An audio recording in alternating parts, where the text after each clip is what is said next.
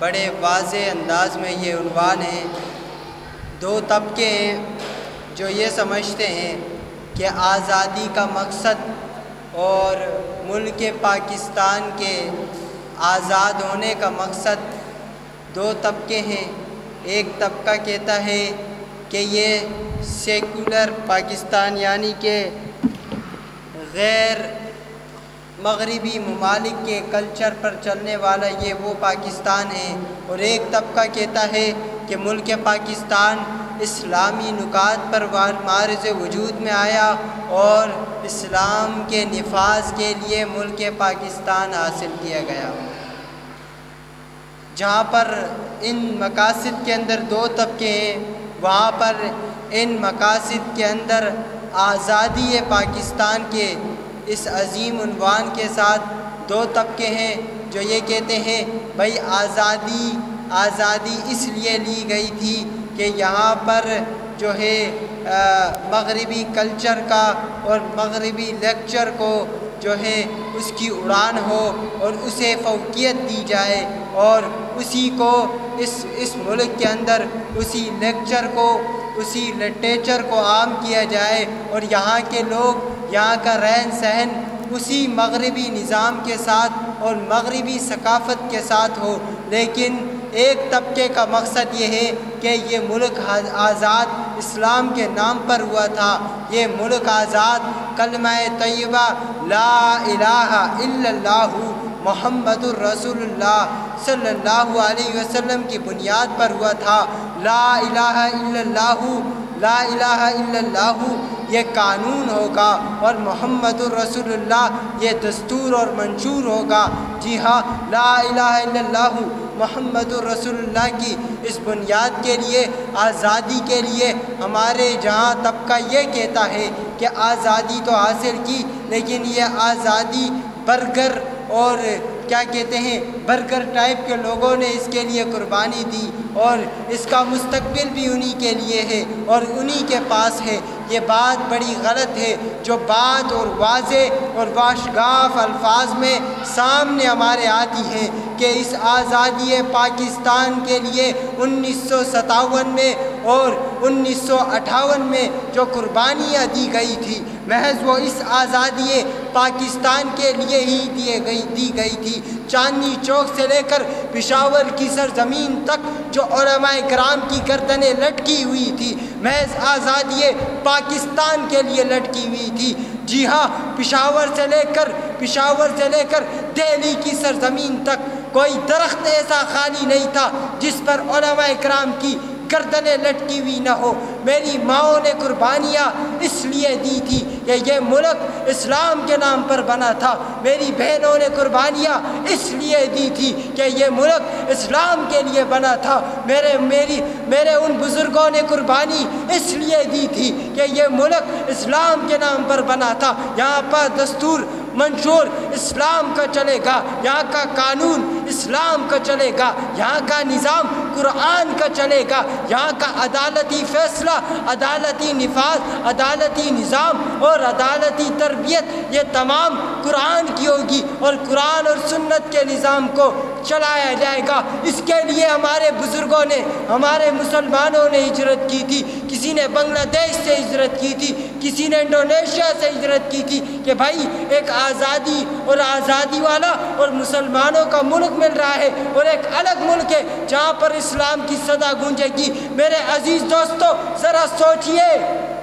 آج کے جو لوگ یہ نعرہ لگاتے ہیں کہ یہ ملک محض بس اسی طرح بنے گا جس طرح ابھی چل رہا ہے، جس طرح ابھی چلایا جا رہا ہے۔ اذانیں تو اس وقت انڈیا میں بھی ہوتی تھی، نمازیں تو وہاں پر بھی پڑھائی جاتی تھی اور پڑھی جاتی تھی، قرآن تو وہاں پر بھی پڑھا جاتا تھا، مدارس اسلامیہ، مدارس دینیہ وہاں پر بھی تو قائم تھی۔ میرے عزیز دوستو، یہ ملک حاصل اس لیے کیا گیا تھا کہ یہاں پر صرف اذان، نماز، کلمہ اور تربیت، درس و تدریس، امامت، اذانیں، صدائیں، صرف یہاں تک ہم انحصار نہ ہو، بلکہ ہم اپنے آپ کو اس قابل بنائے کہ ہم بھی حکومت کر سکتے ہیں، اپنے آپ کو اس قابل بنائے کہ ہم بھی نظام عدل، نظام معاشرت علوم معاشرت چلا سکتے ہیں۔ میرے عزیز دوستو، ہمیں یہ سمجھایا گیا اور ہمیں غلامی کا پندہ پہنا دیا گیا کہ ہم صرف نعرے لگاتے رہیں، ہم صرف کتابیں پڑھتے رہیں، ہم صرف نمازیں پڑھتے رہیں۔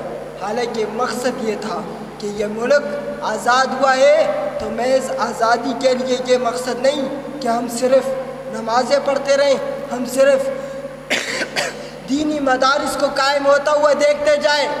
مقصد یہ تھا کہ ہم اس ملک میں آ کر اس ملک کے اندر اسلام کا نظام لائیں اور اس ملک کے اندر توحید اور رسالت کی شمعیں ہم جلائیں، اور اس ملک کے اندر جس مقصد کے لیے ہم نے حاصل کیا اس کا عملی طور پر نفاذ ہو۔ صرف یہ نہیں، 70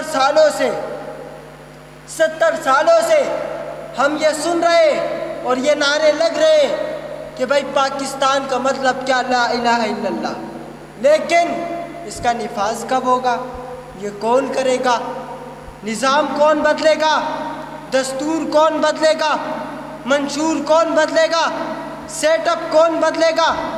آخر کون آئے گا؟ یہ ہم ہی کریں گے۔ ہم نے یہ آگے بڑھنا ہوگا، ہم نے یہ آگے چلنا ہوگا، ہم نے جد و جہد کرنی ہوگی۔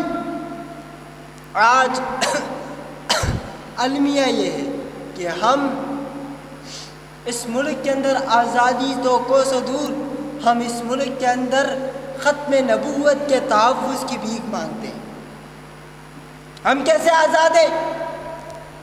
ہم تو اس ملک کے اندر ختم نبوت کے تحفظ کے لیے بھیک مانگتے ہیں، احتجاج کرتے ہیں۔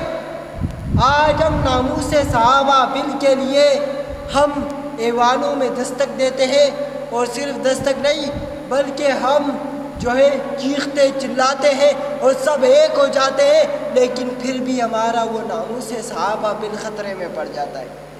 بھائی ہم کیسے آزاد ہیں؟ بھائی آزادی کا مقصد تو بالکل آزاد ہونا ہے نا، ہم تو آزاد نہیں، ہمیں ہر طرف سے جکڑا جا رہا ہے۔ ان کا مقصد یہ ہے، مغرب کا مقصد یہ ہے، اہل کفر کا مقصد یہ ہے کہ تم اذانیں دیتے جاؤ، تم مسجدیں بناتے جاؤ، تم مدارس بناتے جاؤ، تم علوم حاصل کرتے جاؤ، تم علوم کا پرچار کرتے جاؤ۔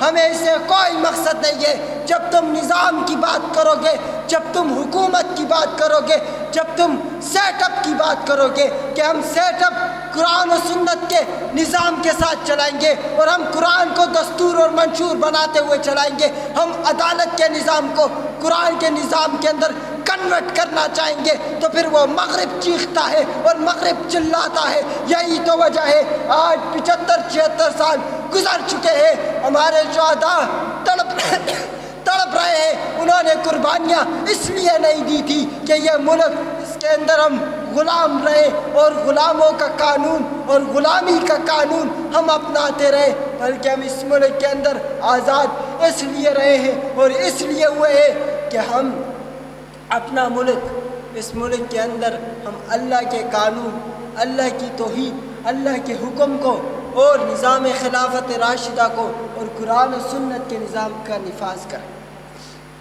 یہ تمام چیزیں، یہ جو آزادی کا نعرہ ہے یہ تب مکمل ہوگا، اور یہ جو شہداء کی قربانی ہے، جس مقصد کے لیے شہداء نے قربانی دی تھی، یہ تمام مقاصد تب پورے ہونے ہیں جب ہم اس ملک کے لیے جنہوں نے قربانی دی ہے اور جس مقصد کے لیے قربانی دی ہے وہ ہے قرآن اور سنت کا نظام خلافت راشدہ، اس کے لیے قربانی کی تھی، اس کا نفاذ ہو جائے گا تو اس کے بعد سمجھو کہ ہم نے جو آزادی کا نعرہ ہم لگا رہے ہیں وہ مکمل ہو گیا، وگرنہ مغرب ہم سے کبھی بھی خوش نہیں ہونا، حتیٰ کہ ہم ان کی اس یہودیت کو قبول نہ کر لیں۔